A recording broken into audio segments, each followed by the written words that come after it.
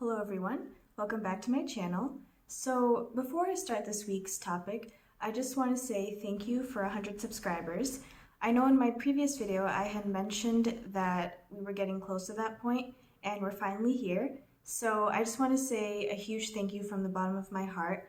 This wouldn't have been possible without all of your continuous love and support so I can keep creating content like this. So I hope that we keep our community growing, and without further ado, I'll start this week's topic. So this week's topic is going to be about what it means to be spiritual, and this was suggested by one of you lovely people. And one of you had specifically messaged me and said that you are pursuing your spiritual journey, or you have been pursuing it for a while now, and there are times when you feel like everything's going great and everything makes sense, but then other times when you're just kind of confused and you're not sure what you're doing, or you feel lost in a way. So this video is just going to kind of be about how I go about spirituality, and then I'll also answer your question about how to go about answering or figuring out what to do when you do feel lost on your spiritual journey.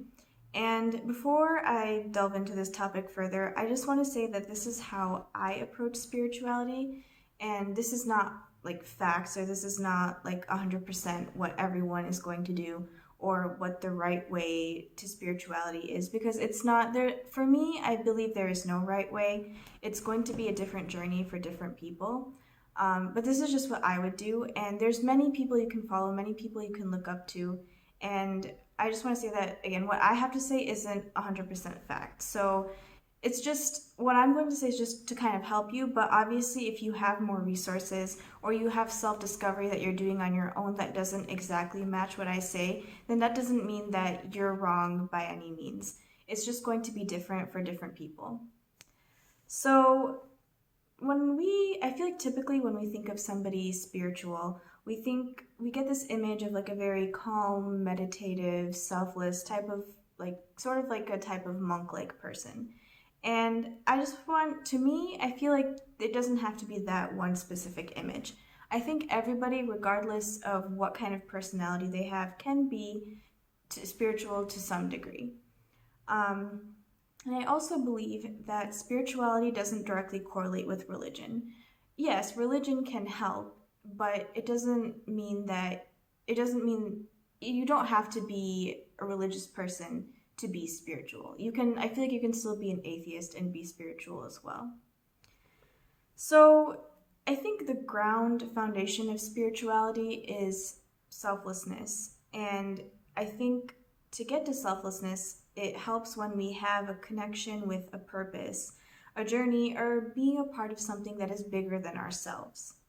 And I was actually thinking about this the other day. I think some of you might know the story of the Buddha and how he came about on his spiritual journey in reaching nirvana.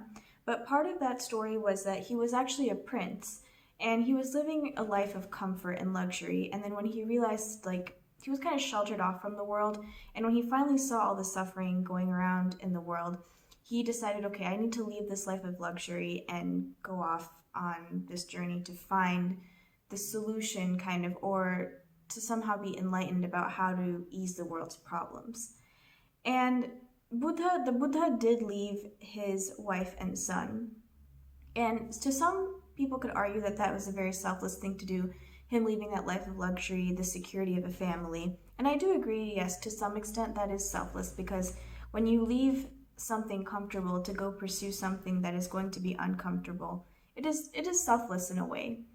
But also part of it, I was thinking about it, and I'm like, just leaving his family, some could argue that that also isn't selfless because his family might have depended on him. But I think eventually in the story he does go back to his family, and they also join him as he's going around teaching what he learned from enlightenment and reaching nirvana.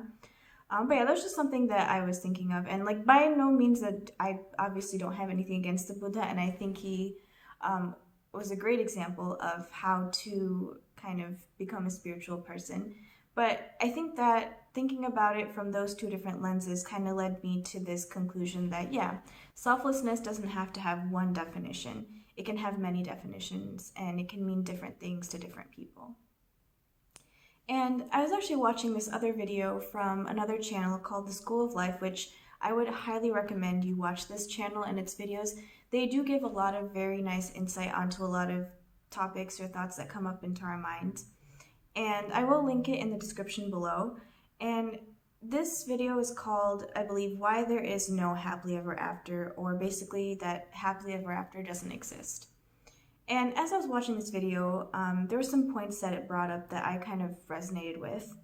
And one of them was that we are only truly at peace and worry-free or secure when we're dead, when we're 6 feet under the ground. And I actually do agree with this because I think throughout our journey in life, we have goals for ourselves that we set, and we think kind of like once we reach this goal, we'll feel more secure, whether it's security in a relationship, security in a job, security when we retire. And while it's nice to yes, we do get more secure as we learn and grow, I don't think there's ever a point where we reach 100% security. Because as we reach one goal, to maintain it, there's other tensions that come up that we need to kind of worry about. So I think also the video mentions that we desire security and think we're going to be happy and at peace once we get 100% security in all aspects of our life. And it does say that we can never be 100% secure. That's not really possible. And this is because we're never done with our journey. Even though we've reached a goal, there's always going to be some other goal to reach, or to maintain the goal, there's going to be work that you need to put in. So it's not like you're ever really at rest. And that's how when you're ultimately at rest, when you're dead, that's when you have nothing to worry about. So you're actually truly at peace. And it's not to say that, life has to be this constant stress-induced thing. But I think it's more of how you give the journey more attention. And the video does mention this, how that sometimes we give goals and outcomes so much attention that we kind of forget the journey. And I think that leads us to be unsatisfied sometimes.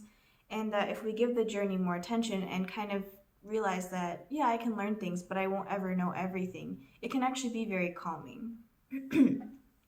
And my takeaway from all of the points this video made, and my takeaway from this was kind of what I've mentioned in previous videos, where I talk about how having a state of homeostasis or calmness in your mind actually really helps you kind of not stress out as much and kind of take everything that life throws at you, good, bad, whatever it may be, and take it and kind of actually thrive from it.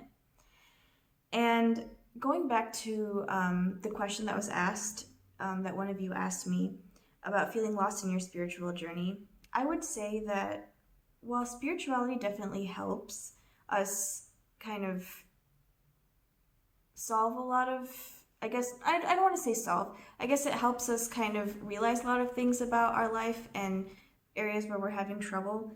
It's not necessarily going to solve all of our problems. And I think rather what spirituality does is helps us get to that homeostasis mindset and helps us not label something as good or bad. If some event happens to us, yeah, we can be happy or we can be upset, and that's totally fine. But it helps us not fixate on it forever and think that, okay, this is how life is going to be forever. It's going to be always great or always horrible. It helps us come to a point where we're kind of okay with everything, and we see everything as an opportunity to strengthen ourselves and strengthen our resolve on how we're going to go about our issues or anything else we struggle with. So I would say that spirituality helps us get to that homeostasis mindset because it helps us realize that life is constantly in flux. And if we feel in flux along our spiritual journey, that's not necessarily a bad thing. I know sometimes in the moment it can feel like a bad thing, especially when you feel like you've made so much progress on your spiritual journey and then all of a sudden you just kind of fall blank, or you're like, I'm not realizing anything, or I feel like I'm not learning anything. That's not really necessarily a bad thing, because sometimes we need those hiccups to realize something else or realize another lesson that life might be teaching us. And I think that getting comfortable with being uncomfortable is important and it's necessary, because that's where your learning and growth will happen. Not just spiritually, but like in any aspect of your life. So, in conclusion, I just want to say that with spirituality, I would definitely recommend it. Like I would recommend going on a spiritual journey, all of you, for yourselves. And it's not like necessary. I just think it's something nice to have because it helps you get to that homeostasis mindset. And I would say that along your journey, realize that spirituality isn't necessarily the answer to all of your problems, but it's a process that will help us get to that homeostasis mindset so that we feel better about life and we feel kind of stronger about ourselves and everything that life has in store for us. So I hope this video helped you all, and if you would like to see more content like this, then please do subscribe to this channel, and please do hit that like button, and do share this video with anyone that you think would benefit from it, and I hope you guys have a wonderful week.